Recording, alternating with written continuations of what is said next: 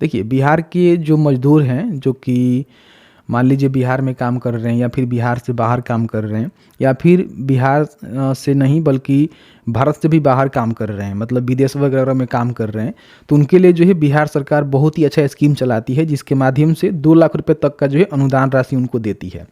तो अभी जो है इसका फॉर्म जो है पूरी तरह से ऑनलाइन है, आप घर बैठे अप्लाई कर सकते हैं, लेकिन इसमें जो कंडीशन है, उस कंडीशन के जो मज़दूर है ना, वही फॉर्म को भर पाएँगे।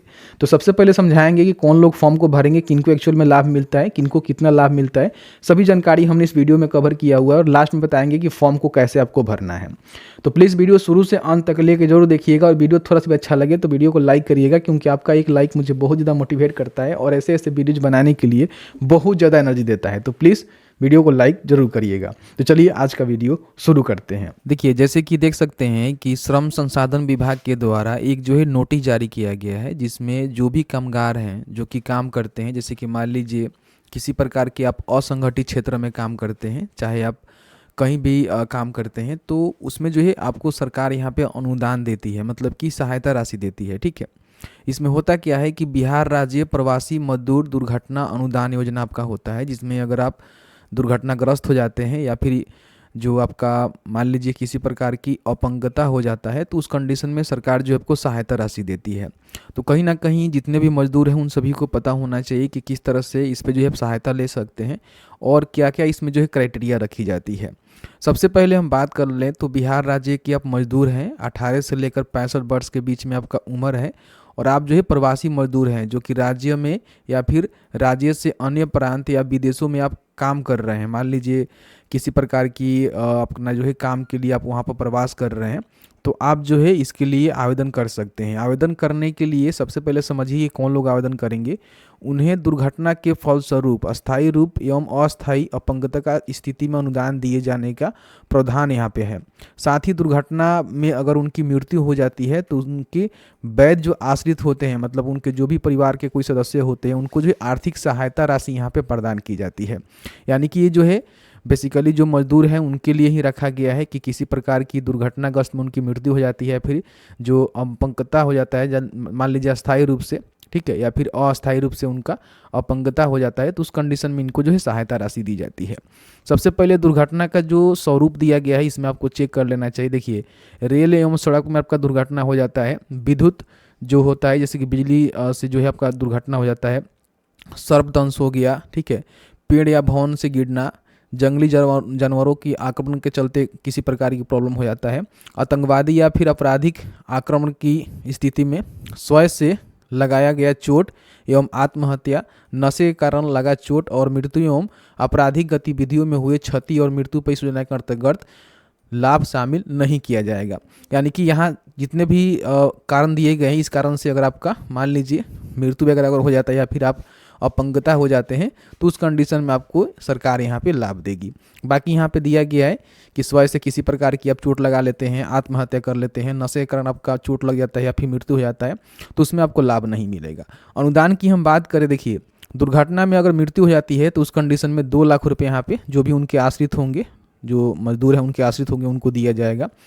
अगर मान लीजिए अस्थाई अपंगता हो जाता है तो उस कंडीशन में 1 लाख रुपया मिलेगा और आंशिक जो अपंगता होता है उस स्थिति में जो है 50 रुपये यहाँ पे दिए जाएंगे, जो कि पहले कम दिए जाते थे लेकिन अभी इसको बढ़ा दिया गया है।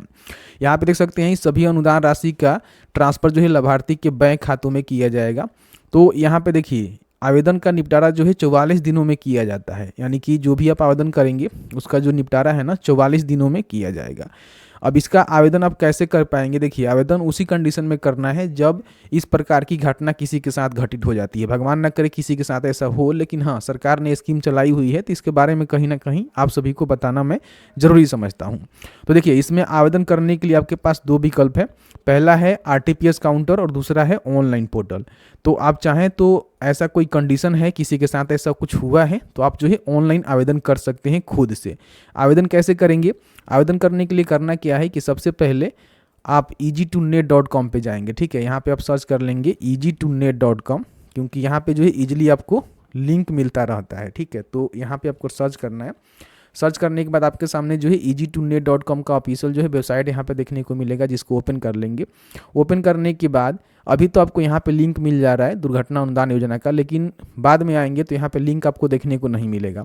तो आप यहाँ पे सर्च कर लेना, और नहीं तो लिंक हमने डिस्क्रिप्शन बॉक्स में दे दिया हुआ है, जहाँ से क्लिक करके यहाँ पे आ सकते हैं। इसको ओपन करेंगे तो इसमें भी ऑलमोस्ट वही जानकारी बताया गया है कि 2 लाख रुपए तक का जो है अनुदान आपको देखने को मिलता है।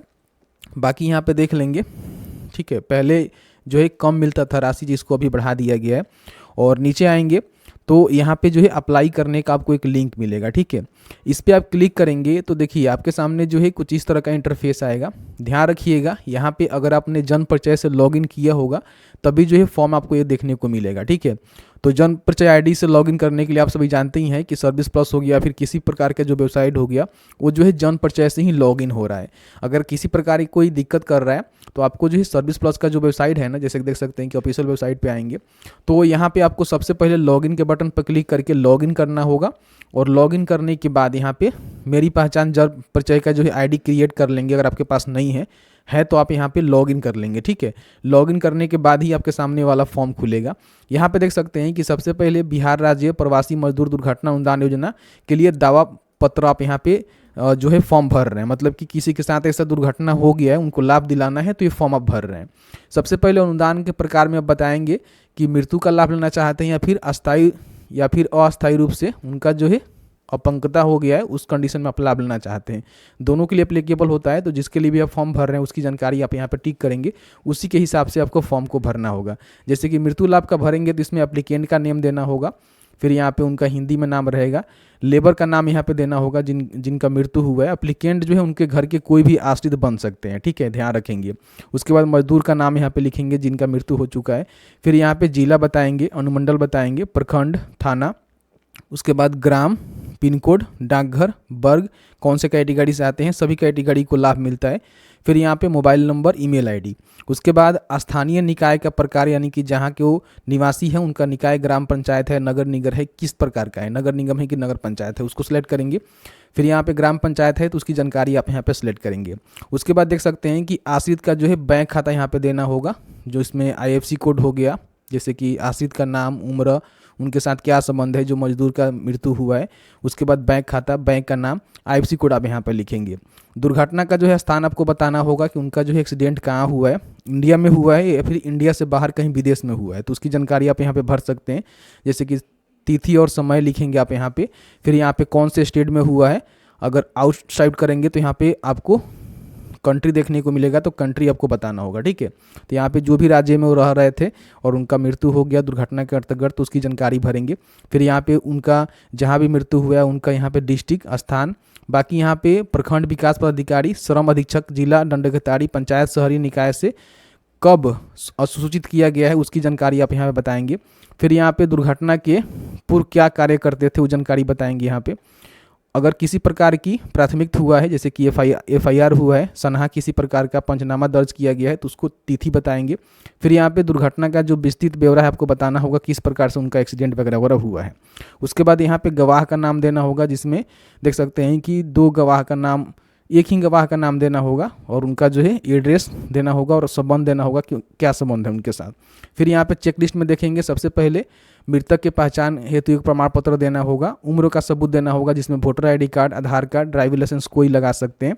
मृतक या फिर आवेदक का बिहार राज्य के अधिवासी होने का एक निवास प्रमाण पत्र देना होगा। पुलिस स्टेशन को दुर्घटना के बारे में दी गई सूचना में, जैसे कि FIR आपने किया हुआ है, सनहा वगैरह वगैरह हो गया, या फिर दुर्घटना के संबंध में मुखिया, वार्ड पार्षद द्वारा निर्गत प्रमाण पत्र आपको देना होगा। फिर यहाँ पे मृत्यु प्रमाण पत्र, पोस्ट ऑफिस जो पोस्टमार्टम रिपोर्ट होता है वो देना पड़ेगा, आश्रित का प्रमाण पत्र, गवाहों का नाम एवं सिग्नेचर यहाँ पे देना होगा। तो ये जो है डॉक्यूमेंट आपको देने हैं। उसके बाद यहाँ पे आपको घोषणा करके एग्री करके जो है कैप्चा को फिल करके आपको सबमिट के बटन पर क्लिक करना होगा। अगर हम बात करें कि मान लीजिए कोई अपंगता हो गया है तो उस कंडीशन में इसकी जानकारी आपको अलग भरना होगा। ये 2 मजदूर के नाम से ही फिलअप होगा, जिसमें मजदूर का नाम लिखेंगे, हिंदी इंग्लिश में, जिला वगैरह वगैरह सेलेक्ट करेंगे, ठीक है। नीचे आएंगे तो यहाँ पे जो भी उनके आश्रित है उनका आप चाहें तो बैंक खाता नंबर वगैरह वगैरह यहाँ पे जोड़ सकते हैं। दुर्घटना का स्थान बताएंगे, कहाँ पे उनका दुर्घटना हुआ जिसके माध्यम से उनका जो अपंगता वगैरह वगैरह हुआ है उसकी जानकारी यहाँ पे भरेंगे। बाकी यहाँ पे गवाह का नाम इसमें भी देना होगा। और देख सकते हैं कि डॉक्यूमेंट की हम बात करें तो उम्र का सबूत जिसमें वोटर आईडी कार्ड, आधार कार्ड, ड्राइविंग लाइसेंस हो सकता है। मृतक या फिर आवेदक का बिहार राज्य के अधिवासी होने का प्रमाण पत्र, प्रवासी मजदूर के पहचान हेतु कार्य प्रमाण पत्र, सक्षम प्राधिकार द्वारा निर्दिष्ट निःशक्तता से संबंधित प्रमाण पत्र जैसे कि विकलांग वगैरह वगैरह हो गए हैं तो उस कंडीशन में गवाहों का नाम और सिग्नेचर यहाँ पे आपको देना होगा। बाकी यहाँ पे कैप्चा को भर के आपको सबमिट करना होगा। तो इस तरह से जो फॉर्म को भरना है, तो अगर इस तरह का कंडीशन है तो आपको फॉर्म को भरनी चाहिए। और फॉर्म को भरने के बाद आप देखेंगे ना, तो इसमें साफ साफ बता दिया गया था कि 44 दिनों में जो है इसका निपटारा किया जाएगा। यानी कि फॉर्म भरने के बाद आपका सत्यापन वगैरह वगैरह किया जाएगा और उसके बाद जिस प्रकार के आप फॉर्म भरे हैं, जैसे कि आंशिक अपंगता है तो 50,000, अस्थायी अपंगता है तो 1 लाख और मृत्यु की स्थिति में 2 लाख रुपए की सहायता राशि दी जाएगी। तो ऑलमोस्ट मैंने आपको सारा जानकारी बता दिया हुआ है। बाकी यहाँ पे आपको लिंक मिल जाएगा अप्लाई करने का, नोटिस का, तो आप यहाँ पे डाउनलोड करके चेकआउट कर सकते हैं और सभी जानकारी को रीड आउट कर सकते हैं। तो जैसे कि आपने देखा कि मैंने जो है क्लियर करके बता दिया कि किस तरह से किनको कौन से कंडीशन में कितना लाभ मिलता है और किस तरह से फॉर्म वगैरह वगैरह भर सकते हैं। तो बस आज की इस वीडियो में इतना ही। वीडियो थोड़ा सा भी अच्छा लगा है तो प्लीज़ वीडियो को लाइक करिएगा और आपके मन में किसी प्रकार का कोई भी सवाल होगा इस वीडियो से रिलेटेड तो आप हमें कमेंट सेक्शन में कमेंट करके पूछ सकते हैं।